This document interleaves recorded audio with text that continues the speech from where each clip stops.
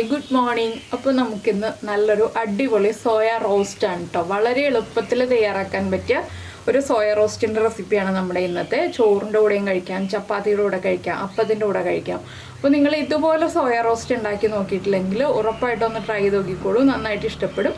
അപ്പോൾ എങ്ങനെയാണ് നമുക്ക് ഈ ഒരു സോയ റോസ്റ്റ് തയ്യാറാക്കുന്നത് നോക്കാം. നമുക്ക് നമ്മുടെ ഇൻഗ്രീഡിയൻസ് നോക്കാം. നമ്മളിപ്പോൾ ഒരു കപ്പ് സോയ ചങ്ക്സ്, ഒരു 8-10 സോയ ചങ്ക്സ്, വലിയ സോയ ചങ്ക്സ് ആയിരുന്നു. അത് നന്നായിട്ട് കഴുകി വൃത്തിയാക്കിയതിന് ശേഷം തിളച്ച വെള്ളത്തിൽ ഒരു 5 മിനിറ്റ് ഒന്ന് തിളപ്പിച്ചെടുത്തിട്ട് വീണ്ടും കഴുകി വൃത്തിയാക്കി ഇതുപോലെ ചെറിയ പീസുകളായിട്ട് കട്ട് ചെയ്തെടുത്തിട്ടുണ്ട്. ഈ ഒരു വലിപ്പത്തിൽ കട്ട് ചെയ്തെടുത്തിട്ടുണ്ട്. ഒരു സോയ ചങ്ക്സിനെ 2ആയിട്ട് കട്ട് ചെയ്തെടുത്തു. നിങ്ങളെടുക്കുന്ന സോയ ചങ്ക്സ് വലിയതാണെങ്കിൽ മാത്രം ഇതുപോലെ കട്ട് ചെയ്താൽ മതി, ചെറുതാണെന്നുണ്ടെങ്കിൽ കട്ട് ചെയ്യേണ്ട ആവശ്യമില്ല കേട്ടോ. പിന്നെ ഇതിലേക്ക് എടുത്തിരിക്കുന്നത് 2 മീഡിയം വലിപ്പമുള്ള സവോളയാണ്. പിന്നെ ഒരു 5 അല്ലി വെളുത്തുള്ളി എടുത്തിട്ടുണ്ട്. വലിയ വെളുത്തുള്ളി ആയതുകൊണ്ട് 5 അല്ലി എടുത്തിരിക്കുന്നത്. ചെറുതാണെങ്കിൽ 10 എണ്ണം എടുക്കാം. പിന്നെ ഒരു പീസ് ഇഞ്ചി എടുത്തിട്ടുണ്ട്. ഒരു പച്ചമുളക് എടുത്തിട്ടുള്ളൂ. ബാക്കിയുള്ള ഇൻഗ്രീഡിയൻസ് നമുക്ക് ചേർക്കുമ്പോൾ പറയാം. അപ്പോൾ സോയ ചങ്ക്സ് ആദ്യം കഴുകി വൃത്തിയാക്കി കുക്ക് ചെയ്ത് എടുത്തിട്ട് വീണ്ടും കഴുകി വൃത്തിയാക്കി കട്ട് ചെയ്ത് നന്നായിട്ട് പിഴിഞ്ഞ് വെള്ളം കളഞ്ഞിട്ട് വേണം കട്ട് ചെയ്തെടുക്കാനായിട്ട്. അല്ലെങ്കിൽ കട്ട് ചെയ്ത് കഴിഞ്ഞിട്ടാണെങ്കിലും പിഴിഞ്ഞ് വെള്ളം കളയുക. അപ്പോൾ ഇനി നമുക്ക് നമ്മുടെ കുക്കിംഗ് സ്റ്റാർട്ട് ചെയ്യാം. അപ്പോൾ നമ്മളൊരു പാൻ ചൂടാക്കാൻ വെച്ചിട്ടുണ്ട്. പാനിലേക്ക് ഞാനിപ്പോൾ വെളിച്ചെണ്ണയാണ് ചേർക്കുന്നത്. വെളിച്ചെണ്ണയിലോ വെജിറ്റബിൾ ഓയിലോ ഈ ഒരു കറി ചെയ്യാം കേട്ടോ. വെളിച്ചെണ്ണ ഒന്ന് ചൂടായി തുടങ്ങട്ടെ. അപ്പോൾ നമുക്കിതിലേക്ക് കടുക് ചേർത്ത് കൊടുക്കാം. 1 ടീസ്പൂൺ കടുക് ചേർത്തിട്ടുണ്ട്. ഇനി കടുകൊന്ന് പൊട്ടി വരട്ടെ. അപ്പോൾ നമ്മുടെ കടുക് പൊട്ടിക്കൊണ്ടിരിക്കുന്നുണ്ട്. നമുക്കിതിലേക്ക് ഒരു 1/2 ടീസ്പൂൺ പെരിഞ്ജീരകം, നമ്മുടെ വലിയ ജീരകം ചേർക്കാം. ജീരകവും കൂടി ഒന്ന് ചൂടായി വരുമ്പോൾ നമുക്കിതിലേക്ക് 2 വറ്റൽമുളക് ചേർത്ത് കൊടുക്കാം.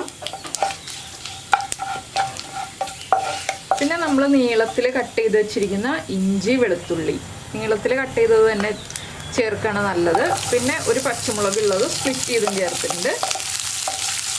ഇതൊന്ന് വഴറ്റിയെടുക്കുക. ഇഞ്ചി വെളുത്തുള്ളി നീളത്തിൽ കട്ട് ചെയ്ത് ചേർക്കുന്നതിന് പകരം നിങ്ങൾക്ക് ചതച്ച് ചേർക്കണമെങ്കിൽ ചതച്ച് ചേർക്കാം കേട്ടോ. നന്നായിട്ട് എണ്ണയിലേക്ക് ഇഞ്ചിയുടെയും വെളുത്തുള്ളിയുടെയും ഫ്ലേവറൊക്കെ ഒന്ന് പിടിച്ചു വരണം. ഇനി നമുക്കിതിലേക്ക് നമ്മൾ കട്ട് ചെയ്ത് വെച്ചിരിക്കുന്ന സവോളയും നീളത്തിൽ സ്ലൈസ് ചെയ്തെടുത്തിരിക്കുകയാണ്. അതും കൂടി ചേർത്ത് കൊടുക്കാം.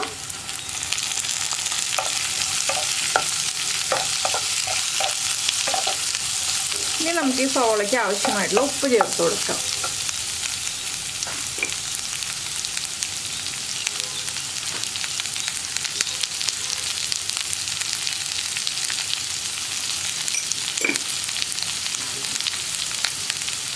അതുപോലെ തന്നെ 2 തണ്ട് കറിവേപ്പില ഇത്രയും ചേർത്ത് സവോള ഒന്ന് നന്നായിട്ട് ബ്രൗൺ ഷെയ്ഡായി വരുന്നത് വരെ നമ്മൾ ഇളക്കി കൊടുക്കുക. അതിന് ശേഷമേ നമുക്ക് ബാക്കിയുള്ള കാര്യങ്ങളൊക്കെ ആഡ് ചെയ്യാനുള്ളൂ. അപ്പോൾ ഇനി സവോളയൊന്ന് കളർ മാറി വരട്ടെ. അപ്പോൾ നമ്മുടെ സവോളയുടെ കളറൊക്കെ ഒന്ന് മാറി വന്നിട്ടുണ്ട്. ഇനി നമുക്കിതിലേക്ക് പൊടികൾ ചേർത്ത് കൊടുക്കാം. ഫ്ലെയിം കുറച്ച് വയ്ക്കുക. ആദ്യം നമ്മൾ ചേർക്കുന്നത് 1 ടീസ്പൂൺ മല്ലിപ്പൊടി ചേർത്തിട്ട് നന്നായിട്ടൊന്ന് ഇളക്കി മിക്സ് ചെയ്യുക. അപ്പോൾ നിങ്ങളിതുപോലെ പൊടികൾ ചേർക്കുന്ന സമയമാകുമ്പോൾ എണ്ണ കുറവാണെന്നുണ്ടെങ്കിൽ കുറച്ചുകൂടി വെളിച്ചെണ്ണ ചേർത്തോളൂ കേട്ടോ. വെളിച്ചെണ്ണയാണോ ഏത് എണ്ണയാണോ നമ്മൾ യൂസ് ചെയ്യുന്നത് ആ എണ്ണ ചേർക്കാം. ഈ ഒരു സ്റ്റേജിൽ ചേർത്താലും കുഴപ്പമില്ല. എണ്ണ കുറവാണെന്നുണ്ടെങ്കിൽ മാത്രം. എന്താണെന്ന് വെച്ചാൽ നമ്മുടെ ഈ പൊടികൾ കുക്കാവാനുള്ള എണ്ണ നമുക്ക് വേണം ഇതിൽ. മല്ലിപ്പൊടി ഒന്ന് ചൂടായി വരുമ്പോൾ ഒരു 1/2 ടീസ്പൂൺ മഞ്ഞൾപ്പൊടിയും ഒന്ന് കുക്കായി തുടങ്ങട്ടെ. അപ്പോൾ നമുക്കിനി ഇതിലേക്ക് കാശ്മീരി ചില്ലി പൗഡറാണ് ഞാനിപ്പോൾ ചേർക്കുന്നത്. 1.5 ടീസ്പൂണാണ് ചേർക്കുന്നത്. എരിവുള്ള മുളക് പൊടിയാണെങ്കിൽ 3/4 ടീസ്പൂൺ മതി കേട്ടോ. ഒരുപാട് എരിവ് വേണ്ട. എന്താണെന്ന് വെച്ചാൽ നമ്മുടെ പച്ചമുളകിൻ്റെ എരിവുണ്ട്. നമ്മളിനി കുരുമുളക് പൊടി ചേർക്കും. അപ്പോൾ എരിവ് കൂടിപ്പോവും. അതുകൊണ്ട് ചെറിയ അളവിൽ മാത്രം മുളക് പൊടി ചേർക്കുക. ഇതിപ്പോൾ ഞാനൊരു കളറിന് വേണ്ടിയാണ് കാശ്മീരി ചില്ലി പൗഡർ ചേർത്തത്. ഇനി നമ്മുടെ പൊടികളൊക്കെ നന്നായിട്ട് കുക്കായി വരട്ടെ. ഇതിലേക്ക് ഇനിയും പൊടികൾ ചേർക്കാനുണ്ട് കേട്ടോ. ഇത്ര മാത്രമല്ല, ഇനിയും ചേർക്കാനുണ്ട്. നമ്മളിപ്പോൾ ഇത്രയും ചേർത്ത് നിർത്തുകയാണ്. ഇതിലേക്ക് ഇനി ബാക്കിയുള്ള കാര്യങ്ങൾ ഓരോന്നായിട്ട് ആഡ് ചെയ്തിട്ട് വേണം. ഇനി നമുക്കിതിലേക്ക് കുറച്ച് ടൊമാറ്റോ സോസ് ചേർക്കാം. തക്കാളി ചേർക്കുന്നതിനേക്കാൾ കൂടുതൽ ടേസ്റ്റ് ടൊമാറ്റോ സോസ് ചേർക്കുമ്പോഴാണ്.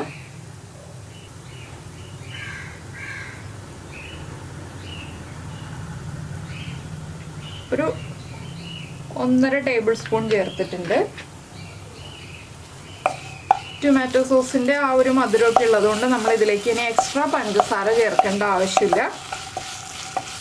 പിന്നെ നിങ്ങളുടെ കയ്യിൽ ടൊമാറ്റോ സോസ് ഇല്ലയെന്നുണ്ടെങ്കിൽ ഒരു ചെറിയ തക്കാളി, നന്നായിട്ട് പഴുത്ത തക്കാളി ചെറുതൊരെണ്ണം കട്ട് ചെയ്തിട്ട് നന്നായിട്ട് ചോപ്പ് ചെയ്ത് ചേർക്കാം കേട്ടോ. എന്താണെന്ന് വെച്ചാൽ വലുതായിട്ട് കട്ട് ചെയ്തിട്ടുണ്ടെങ്കിൽ കുക്കാവാൻ സമയം എടുക്കും. നമുക്ക് തക്കാളി നന്നായിട്ട് ഉടഞ്ഞ് കിട്ടണം, തക്കാളിയാണ് ചേർക്കുന്നതെങ്കിൽ. ഇനി നമുക്കിതിലേക്ക് നമ്മൾ വേവിച്ച് വെച്ചിരിക്കുന്ന സോയ ചങ്ക്സ് ആഡ് ചെയ്ത് കൊടുക്കാം. സോയ ചങ്ക്സും ചേർത്ത് നന്നായിട്ടൊന്ന് ഇളക്കി മിക്സ് ചെയ്യുക. മസാലകളൊക്കെ സോയ ചങ്ക്സിലേക്ക് പിടിച്ചു വരുന്ന രീതിയിൽ നമ്മളൊന്ന് ഇളക്കി കൊടുക്കണം. ഒരു 2-3 മിനിറ്റ് നന്നായിട്ട് ഇളക്കി കൊടുത്താലേ നമ്മുടെ മസാലകളൊക്കെ ഒന്ന് പിടിച്ചു വരുള്ളൂ. അപ്പോൾ ഞാൻ ചെറിയ ബർണറിൽ ഫ്ലെയിം കൂട്ടി വെച്ചിട്ടുണ്ട്. എന്താണെന്ന് വെച്ചാൽ സോയ ചങ്ക്സിൽ നമ്മൾ എത്ര പിഴിഞ്ഞെടുത്താലും ചെറിയൊരു നനവുണ്ടാവും. അപ്പോൾ ആ നനവിലേക്കാണ് ഈ ഒരു മസാലകളൊക്കെ അബ്സോർബ് ആവുന്നത്. അപ്പോൾ നമ്മുടെ മസാലകളൊക്കെ സോയ ചങ്ക്സിലേക്ക് നന്നായിട്ട് പിടിച്ചു വന്നിട്ടുണ്ട്. ഇനി നമുക്കിത് അടച്ചു വയ്ക്കാം. ചെറിയ ബർണറിൽ തന്നെ ആയിരിക്കണം. അടച്ചു വെച്ചിട്ട് ഒരു 3 മിനിറ്റ് കഴിഞ്ഞിട്ട് നമുക്ക് ഇളക്കി കൊടുക്കാം. 3 മിനിറ്റ് ഇത് ഇതുപോലെ തന്നെ അടഞ്ഞിരിക്കട്ടെ. അതിനുശേഷം നമുക്ക് ഇളക്കി കൊടുത്തിട്ട് ബാക്കിയുള്ള കാര്യങ്ങൾ ആഡ് ചെയ്യാം. അപ്പോൾ നമ്മുടെ സോയ ചങ്ക്സ് അടച്ചു വെച്ചിട്ട് ഒരു 3 മിനിറ്റ് ആയിട്ടുണ്ട്. എല്ലാം മസാലയൊക്കെ മിക്സായി റെഡി ആയിട്ടുണ്ട്. ഇനി നമുക്കിതിലേക്ക് ചേർക്കേണ്ടത് ഒരു 1/2 ടീസ്പൂൺ കുരുമുളക് പൊടി, അതുപോലെ തന്നെ 1 ടീസ്പൂൺ ഗരം മസാലപ്പൊടി. പിന്നെ നമ്മൾ പെരിഞ്ജീരകം ആദ്യം ചേർത്തതാണെങ്കിലും ലാസ്റ്റ് ഒരു 1/2 ടീസ്പൂൺ പെരിഞ്ജീരകം പൊടിച്ചതും കൂടി ചേർക്കുക. ഇതെല്ലാം ചേർത്ത് നന്നായിട്ട് ഇളക്കുക. ഇനി നിങ്ങൾക്കിതൊരു സെമി ഗ്രേവി ആയിട്ട് വേണമെന്നുണ്ടെങ്കിൽ കുറച്ച് തിളപ്പിച്ച വെള്ളം ചേർത്ത് ഗ്രേവി ആക്കി എടുക്കുക കേട്ടോ. അധികം ഗ്രേവി ആയിട്ടുണ്ടെങ്കിൽ അത്ര ടേസ്റ്റ് ഉണ്ടാവില്ല. ഒരു സെമി ഗ്രേവി ആയിട്ട് ഒരു 1/4 കപ്പ് മുതൽ 1/2 കപ്പ് വരെ വെള്ളം ചേർത്തിട്ട് ഗ്രേവി ആക്കി എടുക്കുക. ഞാനിപ്പോൾ ഡ്രൈ ആയിട്ട് ചെയ്യുന്നു എന്നേ ഉള്ളൂ.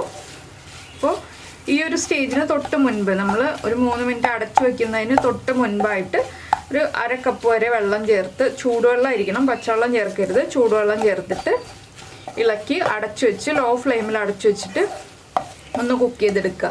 അതിനുശേഷം ഈ ഗരം മസാലപ്പൊടിയും നമ്മുടെ പെരിഞ്ജീരകപ്പൊടിയും കുരുമുളക് പൊടിയും ചേർക്കുക. അങ്ങനെ നമുക്ക് ഗ്രേവി ആക്കിയും എടുക്കാം. പക്ഷേ ഇതുപോലെ ഡ്രൈ ആക്കി എടുക്കുമ്പോൾ അതിനൊരു പ്രത്യേക ടേസ്റ്റാണ്.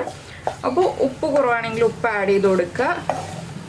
ഇത്രയേ ഉള്ളൂ നമ്മുടെ സോയ ചങ്ക്സ് റോസ്റ്റിൻ്റെ പരിപാടി. വളരെ എളുപ്പത്തിൽ തയ്യാറാക്കാവുന്ന റെസിപ്പിയാണ്. അപ്പോൾ ഈ ഒരു നോമ്പ് സമയത്തൊക്കെ എളുപ്പത്തിൽ തയ്യാറാക്കാൻ പറ്റിയ ഇതുപോലത്തെ റെസിപ്പികളൊക്കെ നിങ്ങൾക്ക് ഇഷ്ടമായിട്ടുണ്ടാവുമെന്ന് വിചാരിക്കുന്നു.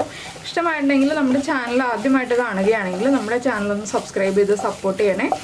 സബ്സ്ക്രൈബ് ചെയ്യുന്നതിന് ഈ വീഡിയോയുടെ താഴെയുള്ള റെഡ് സബ്സ്ക്രൈബ് ബട്ടൺ ഒന്ന് ക്ലിക്ക് ചെയ്യുക. അതിൻ്റെ റൈറ്റ് സൈഡിലുള്ള ബെല്ലൈക്കണും ക്ലിക്ക് ചെയ്യുക.